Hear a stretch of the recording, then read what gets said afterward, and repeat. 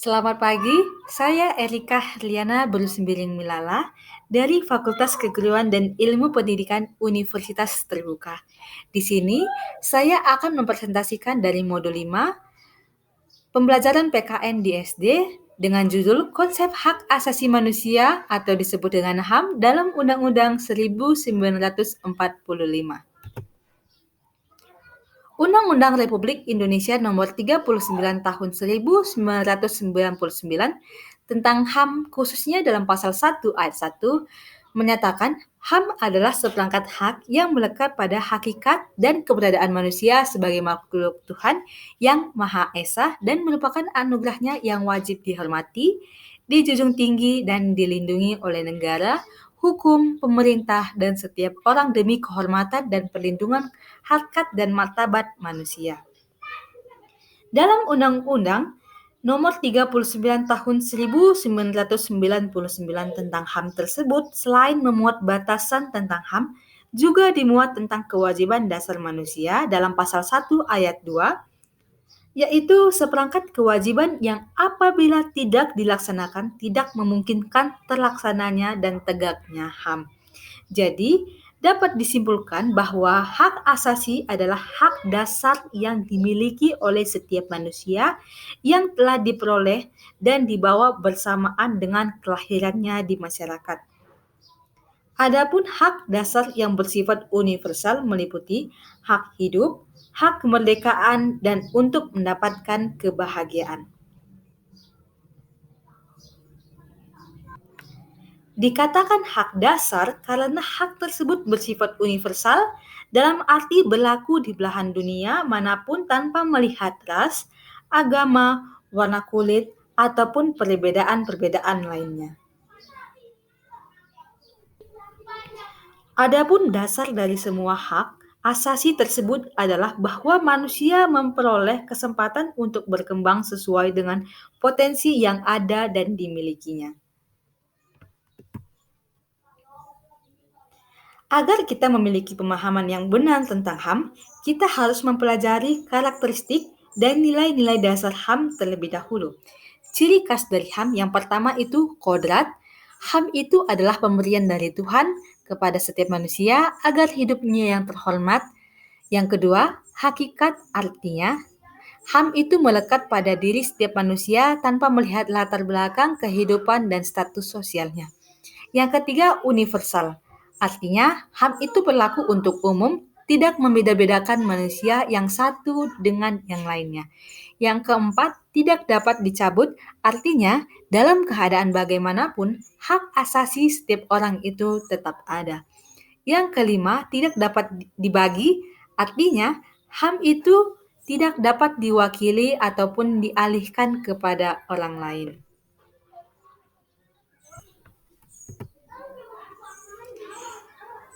Nilai-nilai dasar HAM. Nilai utama yang terkandung dalam HAM adalah yang pertama itu kebebasan dan kemerdekaan. Manusia dilahirkan dalam keadaan merdeka. Oleh karena itu, menjadi harapan setiap manusia menjalani kehidupannya dalam keadaan merdeka.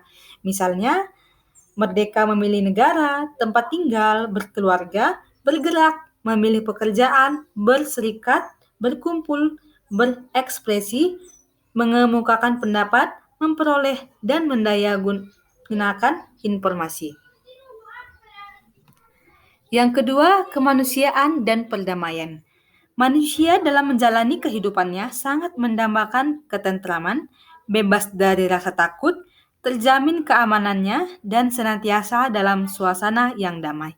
Yang ketiga, keadilan, kesederajatan, dan persamaan. Diperlakukan secara wajar dan adil, mendapatkan kesempatan yang sama dalam memperoleh hak, tidak dibeda-bedakan antara manusia yang satu dengan yang lainnya dengan alasan apapun merupakan keinginan setiap manusia. HAM dalam Undang-Undang Dasar 1945. Undang-Undang Dasar Negara Republik Indonesia tahun 1945 hanya memuat aturan-aturan pokok saja.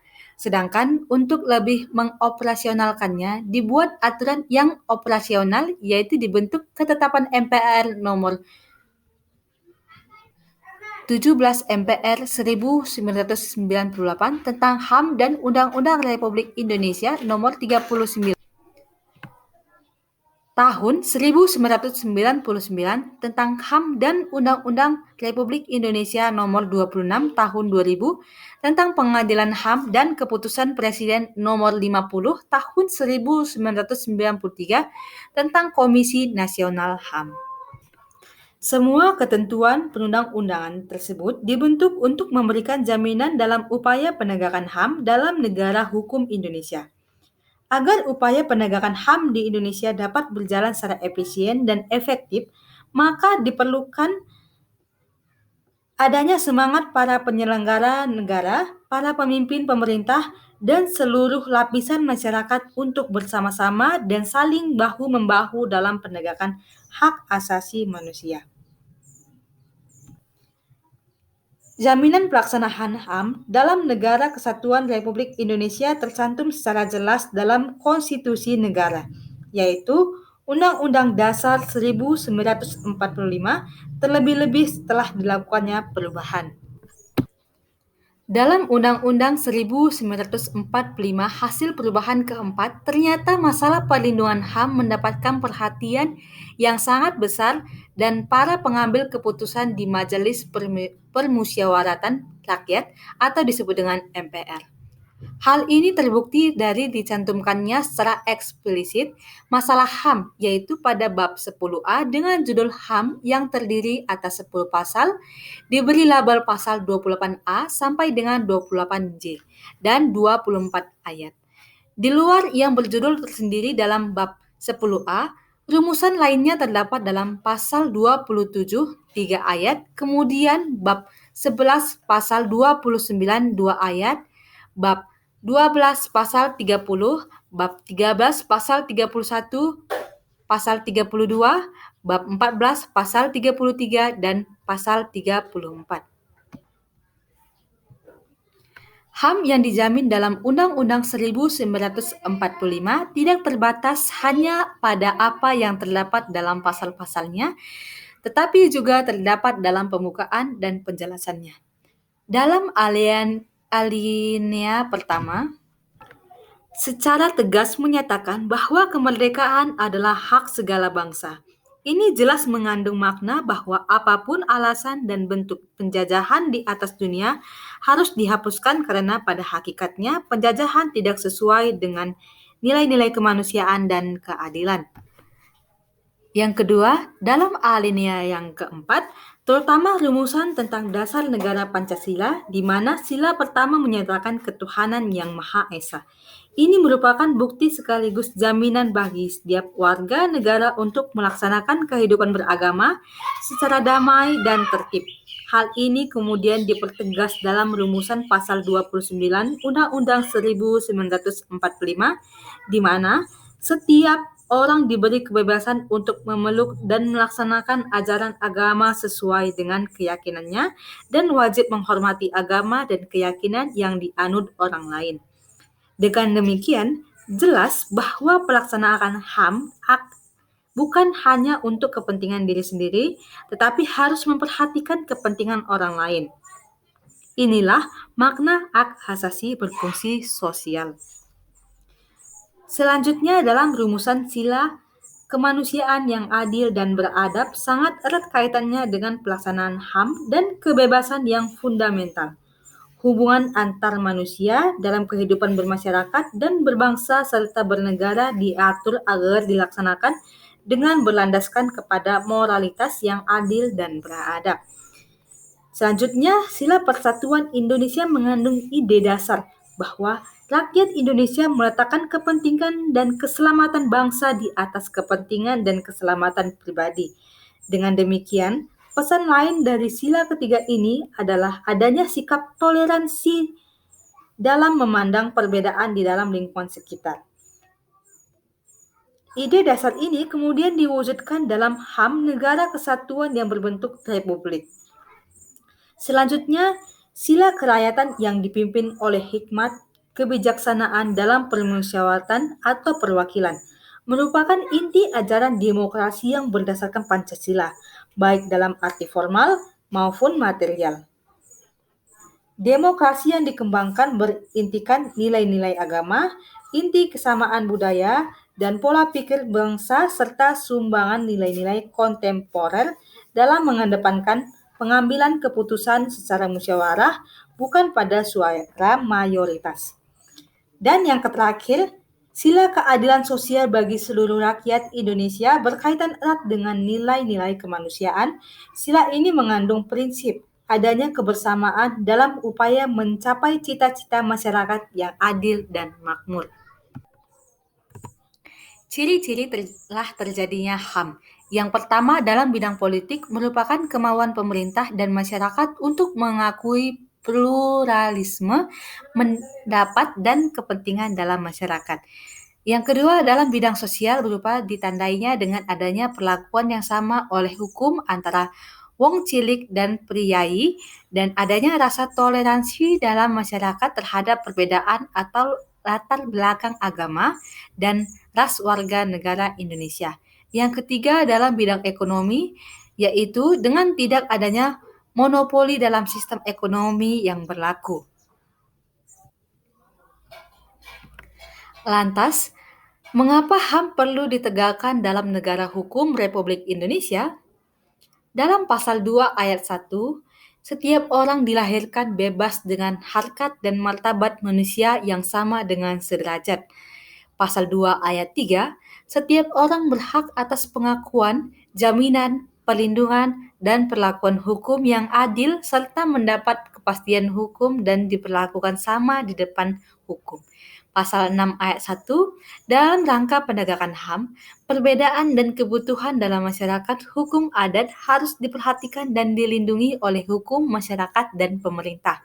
Dalam pasal 8, perlindungan, pemajuan, penegakan, dan pemenuhan HAM terutama menjadi tanggung jawab pemerintah. Jadi, penegakan HAM bertujuan agar semua orang bersuara dan berhak mendapatkan martabat dari masyarakat, baik itu pemerintah maupun lingkungan sekitar.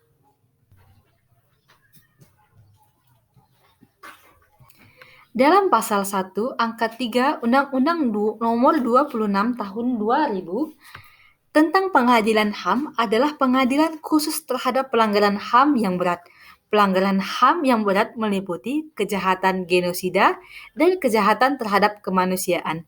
Dengan kata lain, pengadilan HAM adalah pengadilan khusus terhadap kejahatan genosida dan kejahatan terhadap kemanusiaan. Di samping pengadilan HAM, saat ini dikenal pula adanya pengadilan HAM ad hoc.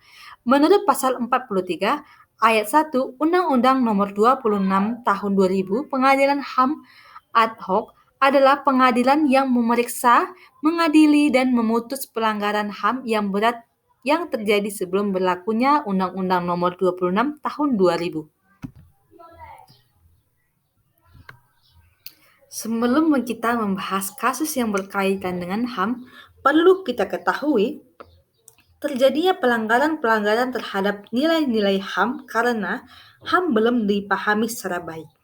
HAM masih dipahami secara kebebasan tanpa batas. Padahal, inti yang paling hakiki dari prinsip HAM adalah mengangkat harkat dan martabat manusia sebagai makhluk yang mulia. Dengan kata lain, pelaksanaan HAM selalu dibatasi oleh peraturan perundang-undang. Selanjutnya, kita akan membahas kasus yang berkaitan dengan HAM.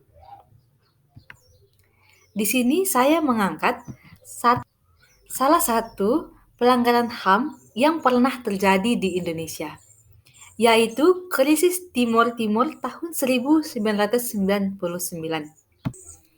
Krisis Timur Timur tahun 1999 atau Operasi Guntur adalah tindakan pembalasan oleh tentara Indonesia atau disebut dengan TNI dan milisi pro-Indonesia terhadap rakyat Timur Timur dalam rangka hasil positif referendum kemerdekaan di Timur Timur pada tanggal 30 Agustus 1999.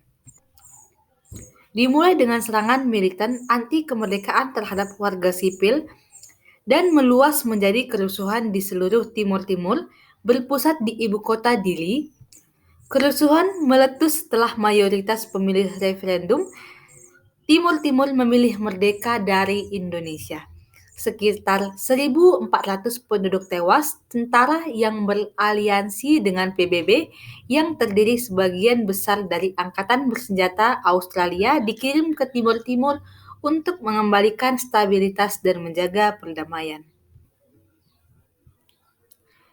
Jadi, proses penyelesaian hukum kasus pelanggaran hak asasi manusia menjelang dan pasca sejak pendapat 1999 di Timur Timur secara resmi ditutup setelah menyerahkan laporan Komisi Kebenaran dan Persahabatan atau disebut dengan KKP Indonesia Timur Timur Leste kepada dua kepala negara terkait.